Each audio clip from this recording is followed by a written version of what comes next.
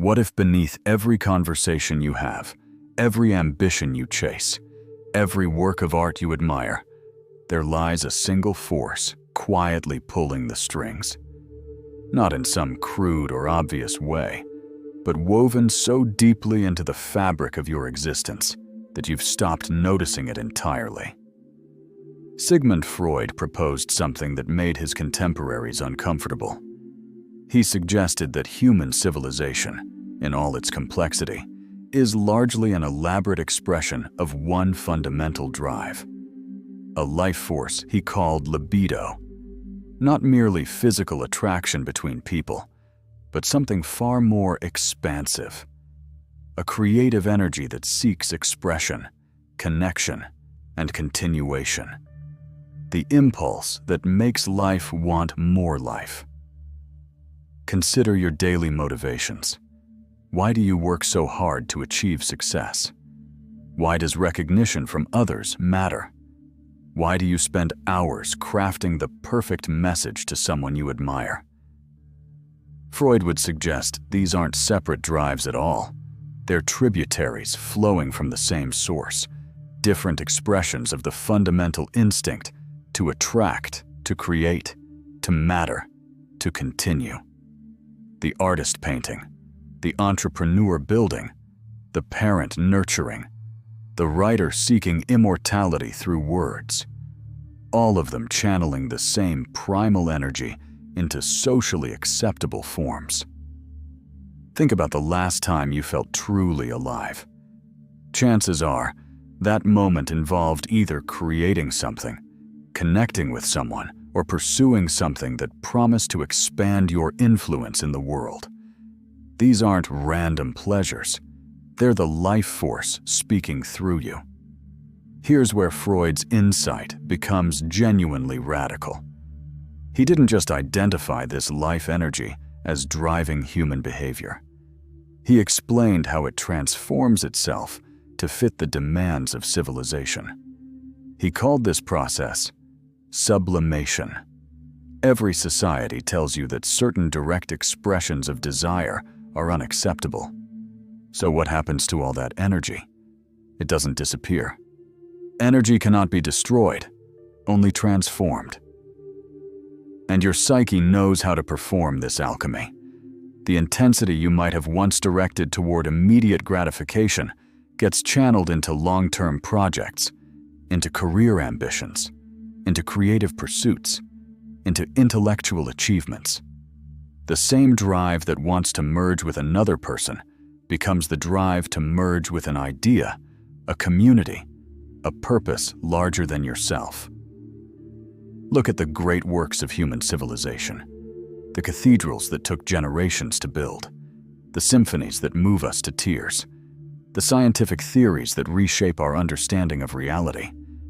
Freud would argue that all of this magnificent cultural production is sublimated life energy, desire that has learned to express itself through increasingly sophisticated channels. This means that the same energy driving our most basic instincts is also the fuel for our highest achievements. But here's the uncomfortable part. If you don't find healthy channels for this energy, it doesn't just sit quietly waiting. It leaks out in unexpected ways, in addictions, in compulsions, in inexplicable anxieties, in relationships that repeat the same destructive patterns. Consider your own life. Where does your energy actually go? What are you building? And perhaps more importantly, where do you feel blocked or stuck? Freud would suggest that anywhere you feel persistently dissatisfied, there's probably life energy that hasn't found its proper outlet. If this life force is so fundamental, why don't we see it more clearly? Why does Freud's suggestion still feel provocative? Because we are masters of disguise, especially to ourselves. The human mind is brilliant at constructing narratives that obscure our true motivations. We rarely do things for the reasons we think we do. We pursue status, but we tell ourselves it's about making a difference. We seek attention, but we call it sharing our gifts. This reframing is necessary. Society couldn't function if everyone acted on every impulse directly. But there's a cost. You lose touch with your actual motivations. You pursue things you don't really want because the story you've told yourself says you should want them. You feel empty achieving goals that were never truly yours. Freud called the mechanism that maintains these disguises repression, actively pushing certain thoughts and desires out of conscious awareness because they threaten your self-image. You want to dominate others, but you become a manager. You crave adoration, but you frame it as serving your audience. You want to possess someone completely, but you call it love. And you genuinely believe your own story. The problem arises when the disguise is too effective, when you've buried your true motivation so deeply that you no longer have access to the actual engine driving your life. You find yourself going through motions that once meant something, but now feel hollow. This is why self-examination is so necessary. It requires you to question the narratives you've constructed, to look beneath the acceptable explanations, to ask what's really driving your choices. Not to act on every impulse you discover, but to understand the forces shaping your life so you can work with them consciously. Our closest relationships become the most revealing mirrors, because it's in intimacy that the disguises become hardest to maintain. Consider what draws you to certain people. Freud suggested that attraction is never random. You're drawn to people who resonate with your particular psychological configuration. Sometimes, you're seeking someone who allows you to replay and hopefully resolve old patterns from your formative years. This is why relationships so often feel like they're about something more than just the two people involved. The partner who never gives you quite enough attention, echoing a parent who was emotionally unavailable. The person you idealize and then inevitably find disappointing.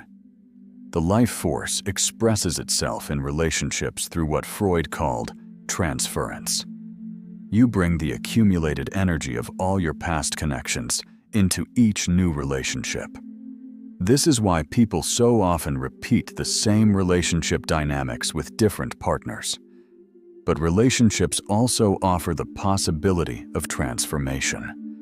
When you meet someone with different patterns, it can disrupt your automatic responses. The key is awareness. When you understand that much of what happens in relationships is this deeper dance of life energies finding expression, you can stop taking everything so personally. So what changes when you understand this? First, you stop being so surprised by human behavior. Once you understand that we're all managing the same fundamental energy, just with different channels of expression, human behavior becomes less mysterious. Second, you become more honest with yourself. When you stop accepting the first, most flattering explanation for your behavior, and dig deeper, you often find that primal life force at work. It's about understanding yourself, not judging yourself. Third, you make better choices about how to channel your energy.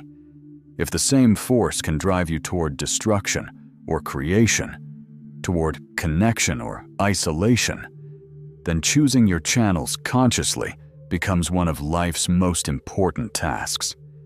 Freud believed that suffering comes from either blocking this energy entirely or channeling it in ways that harm us.